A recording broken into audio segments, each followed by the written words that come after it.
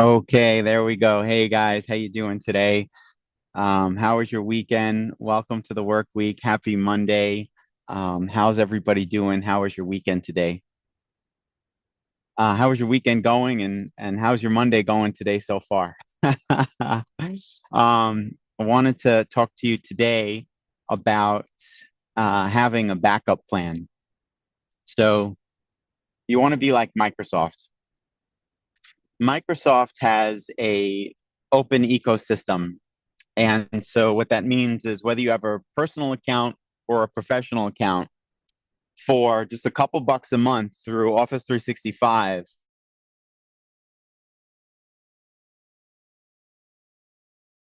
agents choose automatically between ChatGPT or Claude, or you can have it go into a council mode where the two of them work together to give you the output you need.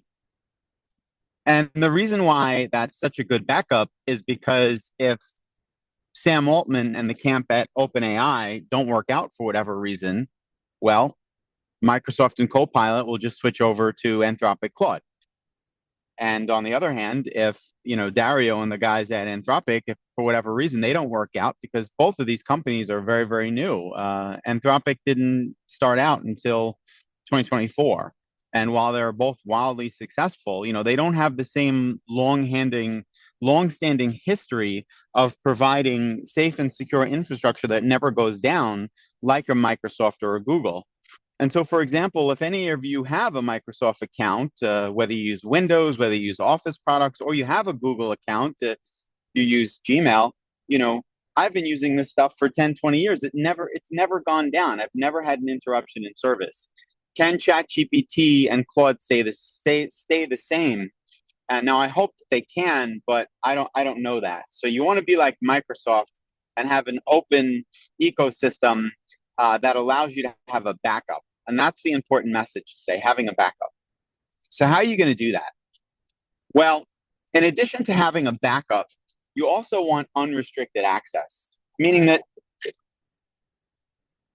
if you're using ChatGPT or Claude and your customers are using it, and all of a sudden they update the model and now the answers are not behaving the way they used to, or there's unnecessary restrictions put, and now your customers are unhappy, or maybe you're even using it for personal reasons, and you're not happy with the results. What are you going to do? You have no option. You have no backup. They put restrictions on the model, or they change the pricing, and they make it completely ridiculous. Where you say to yourself, "This is no, this is not fair. It used to be a couple bucks a month, or for my company, it used to be a couple $1,000s a month." I had a client tell me recently that they were working with a software provider that was charging them $75,000 a year, $75,000 a year in licensing fees for them to use a piece of software.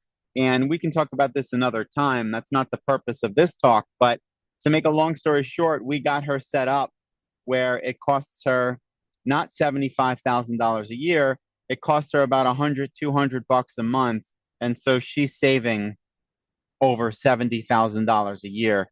And now we have her own software and her own process doing that for her, where she's in total control. And that's another situation you don't want to be in. You don't want to be bound to either ChatGPT or Claude or any model provider for that matter. And so, where am I going with this? Where I'm going with this is I think strongly that everyone should have an OpenClaw account. And I feel strongly that everyone should have OpenClaw self-hosted or hooked up to a cloud provider that you know is safe and secure, that's not going to go down. Now, the great thing about having OpenClaw as a backup is you can configure this so it is model agnostic. And what I mean by model agnostic is sometimes it'll use ChatGPT for the right request. Sometimes it'll use Claude. Sometimes it'll use Gemini. Sometimes it'll use DeepSeek. Sometimes it'll use NVIDIA's open LLM models. It doesn't care. It will automatically route your query or your customer's queries to the best model that is also the most cost effective. Because you don't have to worry about Well, potentially, you don't have to worry. Are they potentially using the model in the most token cost efficient way, or am I spending extra money on burning tokens?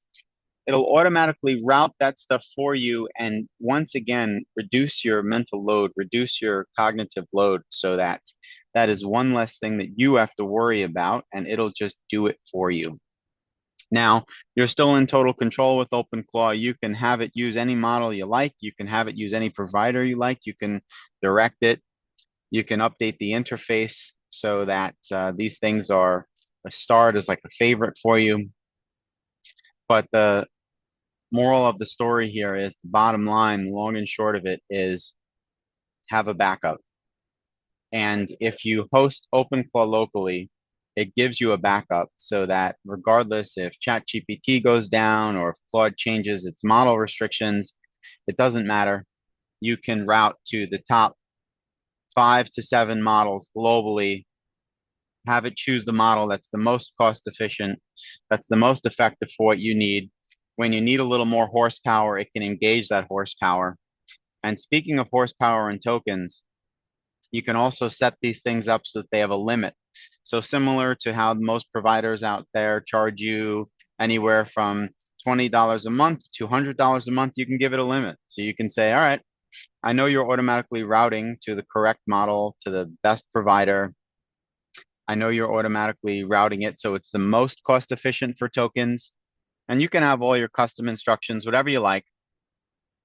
You can also say, I don't ever want you to spend more than $200. And as you approach that $200, cut off. And that can put you in control of your tokens or what your customers or your employees are spending. And so that's what I wanted to talk to you guys today about. Having that backup, being like Microsoft, being model agnostic. Microsoft has an open ecosystem, and by using Copilot, I'll have to go into a council mode and have the two of them work together for you. But still, with Microsoft, you're going to have restrictions. If you install OpenClaw locally, you can have it automatically route. You can take the restrictions off. You can ask it anything you want, or you can even have it go to models that have a much higher ability, higher probability of not having any restrictions. And so imagine a scenario where potentially you are working in healthcare and you have doctors and nurses using this thing, and it's asking it medical questions, dosing questions, things, things of medical nature that the techniques and frauds of the world are putting restrictions on, so that where you used to be able to ask the questions, that you can have a thoughtful and intelligent conversation with the doctor, you can no longer do because it'll stop you and say, I can't give you medical advice. With a model that gives you access to unrestricted, you can have that conversation. And maybe, for example, I think a common use case for most people is I want to change the dosing of my GLP-1. And maybe I want to go down in a dose or up in a dose. Maybe your GLP-1 makes you feel a little nauseous. Maybe it gives you some side effects you don't like. Well, instead of having to communicate with the doctor's office, schedule a meeting with the doctor, you can feed it labs, feed it your blood work, and go back and forth with the strict model, and it'll give you actual advice. Now, you can tell it, look, I'm still going to consult with my doctor. I'm not going to change anything. I just want to know what my options are before I change anything. It'll give you those answers. Unlike where the models today have become more and more restricted, they'll continue to be more and more restricted. So that is just one use case example. Moral of the story is have a backup plan, have options. The best way to do that is through OpenClaw, having it automatically route to all the different providers, all the best models, doing that in the most cost efficient way possible. Now, at this point, I think most of you are probably thinking, well, Mark, you know, configuring and installing OpenClaw, whether I do that locally or I do a cloud provider, that sounds pretty tech heavy for me. I don't know how to do that. I've heard some things that, it's not the most safe and it's not the most secure. It is absolutely safe and secure. What is not safe and not secure is if you configure it or how you configure it. So you can have the strongest lock, the strongest deadbolt on your door, but if you don't lock your door at night, then, well, no matter how strong safe that lock or that deadbolt is, you didn't lock your door. So it's how you configure these things. And there's plenty of information out there on how to configure it to be the most safe, most secure. So a lot of these competitors, a lot of these models, they'll say, no, no, no, don't use open law, and they'll try and scare you away from it. And they're trying to create fear in you. They want you to think it's not safe and it's not secure. And so what they're saying is, buy my model, buy my subscription. But don't put yourself in the driver's seat. Don't be in control of this stuff. We'll figure out the security feature for you. And then, of course, when there's a security flaw, they're open just like everyone else.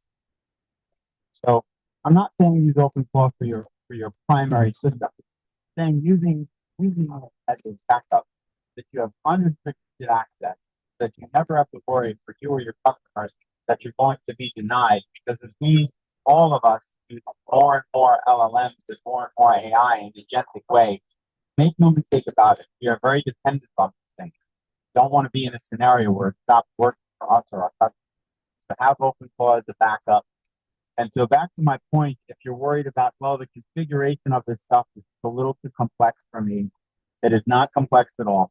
I can give you a very easy step-by-step guide, 4 to 5 steps or less, how you get this up and running for yourself in an hour or less.